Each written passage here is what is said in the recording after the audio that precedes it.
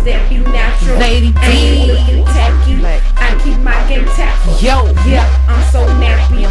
Cause that be natural. The infamous. I ain't looking tacky cause I keep my game tactful. I'm so pretty, I'm so fat, boo. I'm so natural, it's like it's a taboo. I'm so filthy, got the tattoo stuck in these bitches like I own ragu. On my business with my platoon, getting these minutes like I'm a typhoon. Y'all is jersey on that cartoon and I'm sitting on top. Hey guys, welcome back to Afros and Baby Hairs, and today we'll be doing a henna and deep condition session. So if you're interested in seeing how I do that, then please keep on watching.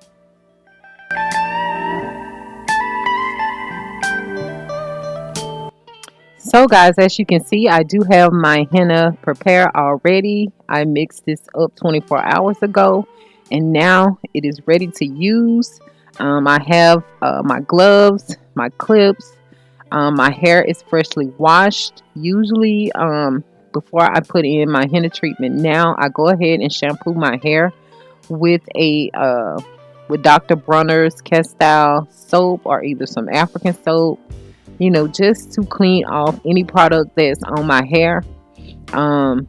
Sometimes I might do a clay wash or something like that, but yes, my hair is just shampoo only. And now I'm about to begin to apply the henna to my hair in small sections. I do have a video for those of you who do not know how to mix the henna. I do have a video available that I will put in the iCards. The only thing about it now, when my 24 hours is up, I go ahead and mix up my indigo, and the indigo only takes about 45 minutes to activate. So I'll mix the indigo up with hot water only, and then after the 45 minutes is up, I go ahead and add the indigo to the henna mixture, and I also add one egg for a protein treatment. And this is each and every time I do my henna treatments now, but that is optional. I think that this protein treatment is really helping my hair to thrive, so I'm going to continue to add the egg. But anyway, that's the only thing that I'm doing now. I used to do my henna and indigo separately, but now I do them together. And right here, I began applying this mixture and I see that it's a bit runny. So I'm going to go ahead and wrap this hair into a Bantu knot, and then I'm going to run and get some amla to add to it, simply because it's just a bit runny. So that's what I went and did. So now as we move on, you'll see that the mixture is a bit thicker and it's not as runny as it was. So I'm just going to continue the process of adding it to my hair. And pretty much amla and henna work basically the same, so it's okay to add the amla. So that's what I'm doing, just applying it from roots to tip.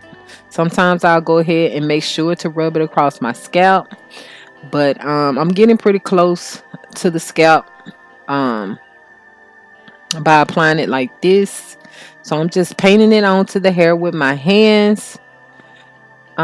But yeah, like I was saying, I really feel like this is benefiting my hair. My hair really enjoys this particular type of henna, for one, because it has 9 different herbs in it, and like I've always said, your hair really likes to be fed nutrients and minerals.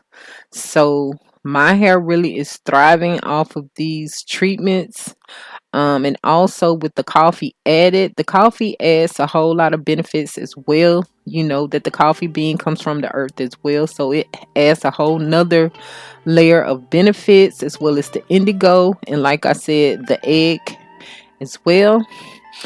It adds a protein treatment. So I do this each and every time because I know that I'm going to follow up with a deep conditioner.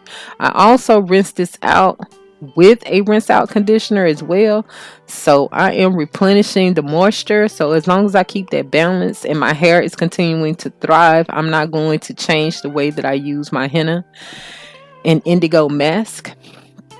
But anyway, I'm just applying it to each section the same way, just applying it from root to tip, you know, just to make sure that I'm coating the hair strands through and through. So that's what I'll be doing on these next few scenes, just showing you guys how I apply it to my hair.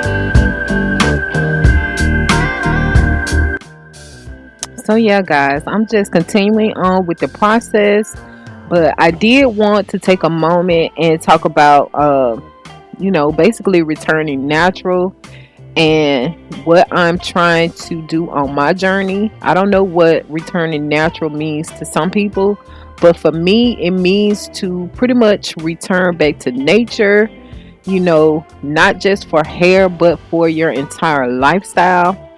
So that's what I'm trying to do, is just try to incorporate natural things back into my lifestyle until I'm completely natural.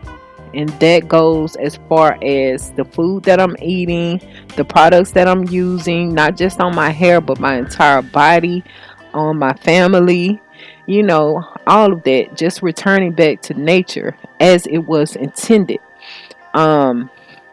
Some people look at the Bible as a religious book, but I don't necessarily look at the Bible in that manner. I look at the Bible as a guide or a type of instruction. And if you can remember in Genesis, when God created the earth, she also created the Garden of Eden.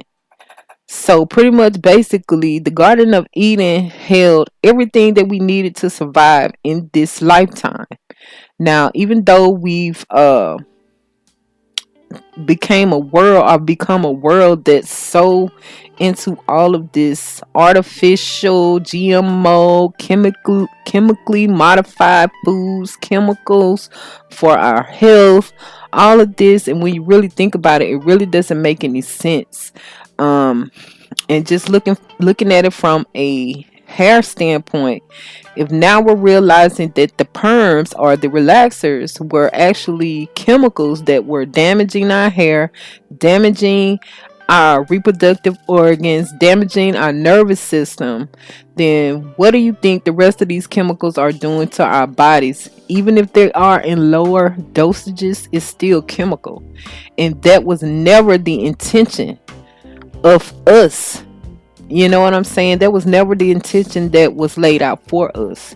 And if you go back to Genesis, you will realize that. So returning natural means to return back to who you truly are, how you are truly meant to be living.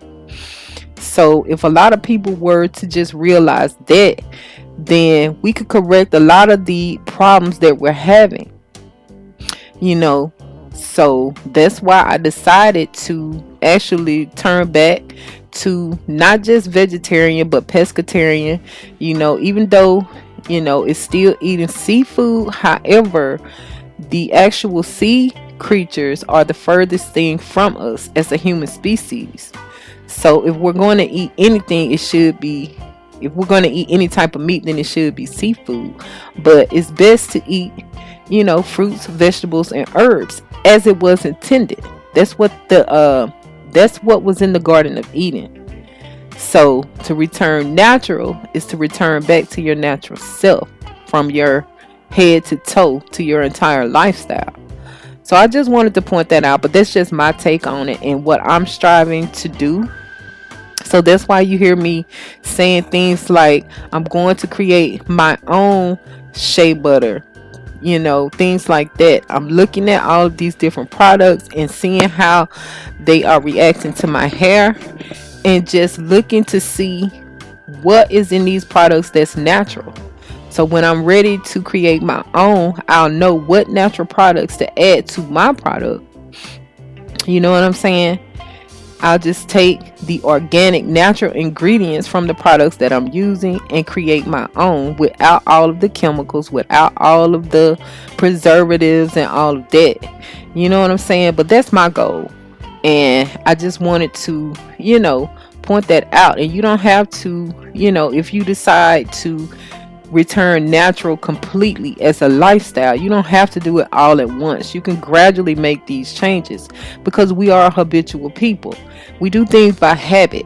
So it's going to take a lot of practice to change the way that we've been doing things. And as you can see, we're the only people that's of color who don't really have any type of connection to our culture, our true culture, and our true traditions. But if you look at things from a global perspective, all other native people to the world all have a culture and traditions that they actually try to keep, in their families, passing them down from generation to generation, and it's staying as pretty much close to nature as possible. So if everybody else is doing this around the world, it doesn't take a rocket scientist to realize what our true culture is. You get what I'm saying? So I don't know if you guys can understand where I'm coming from, but I'm trying to break this down to where, it's understood or understood. You know what I'm saying? I'm not trying to tell anyone what to do. I'm just trying to drop the seed. You know what I'm saying? Because a lot of people don't know. And like I said, this is the best way that I can explain it without trying to sound like I'm being, prejudiced or racist or, inconsiderate or anything like that. I'm just trying to break it down as best that I can without coming across as seeming harsh or anything like that. I'm just trying to speak facts and also putting you guys on to what my journey is truly consisted of. I'm trying to completely return natural. So anyway, moving on, now that I have applied all of the treatment masks to my hair, I did go ahead and bag the hair to seal in heat. And now I'm wrapping the hair with saran wrap. Previous videos, I didn't put the baggie on first. I put just one baggie on last and just wrap my hair with the saran wrap. But I decided that this probably would be a bit better in case, my hair is still runny from that section that I had the runnier product in.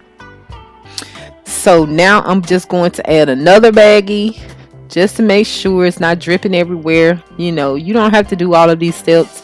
You basically can use the saran wrap and that's it. But I'm going to go ahead and put a baggie on and then my bonnet, and then I'm going to leave this treatment on for at least 7 hours. So I just put this treatment in and go about my day as usual with my bonnet on. I may put on a wrap, whatever I need to do to look decent if I need to go out in public or anything like that. It doesn't stop me from, living my best life with this mask on. Now here, the 7 hours is up. This is later on in the day. And I do wake up pretty early to do these masks because I know that it takes a long time. So that's one reason why I didn't film myself talking because usually I'm really cranky in the morning. But anyway, so now we're just going in with this deep conditioner, and this is the Aunt Jackie's. I've never used this before. I actually picked this up from, well, first of all, I went to Target to see if I could find it, but Target only had her gels and stuff like that. They didn't actually have her deep conditioner, so I had to end up ordering this from Amazon. So I just got this in. I couldn't really tell whether this deep conditioner is a strengthening deep conditioner, or was it a moisturizing deep conditioner, or was it a blend of both of them, because it said that it did both. It strengthens the hair and adds moisture and nourishment. So I don't know. I'm just putting it in. It feels smooth and silky. I think this is the Aunt Jackie's Coco cream. But yeah, this is my first time using it. And I'm just applying it to, you know, my hair, just to make sure that I'm replenishing the moisture from this henna treatment, which I told you is basically a protein treatment. And so it really dries out my hair. It makes it a bit stiff, but it does make my hair really, really strong. I haven't had much shedding going on or anything like that, so I can attest to that as far as this henna mask. But anyway, I'm just continuing on with putting in the Aunt Jackie's, and that's what I'll be doing on these clips.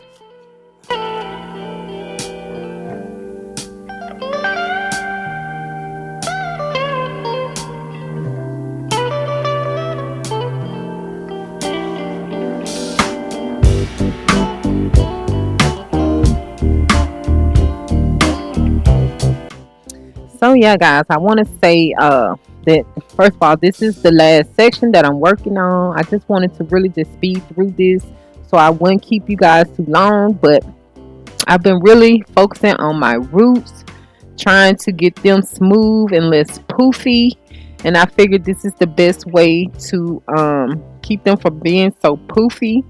It's just putting this deep conditioner onto my roots. I do it with my rinse out conditioner as well. Just making sure that I'm showing my roots some love too, because even though the ends of your hair is the oldest part, where your roots is the baby, it hasn't really seen too many products, hasn't really had too many treatments, so it's understandable if they're a bit poofy, especially if you're neglecting them. So this is just my theory, so we're just gonna see how it works out. But yeah, guys, once I finish putting in this Aunt Jackie's, I'm going to go ahead and put on my processing cap, and then I'm going to sit under my heat cap for about an hour or so. I know the direction said about 10 minutes, but no, I'm going to sit on my heat cap for about an hour or so, and then I'm going to sleep in this deep conditioner for the remainder of the night. So yeah, guys, this is about it. I want to thank you guys for tuning in today. I really appreciate your time and energy. I hope to see you guys on the next video. Peace and love, and as always, be blissful.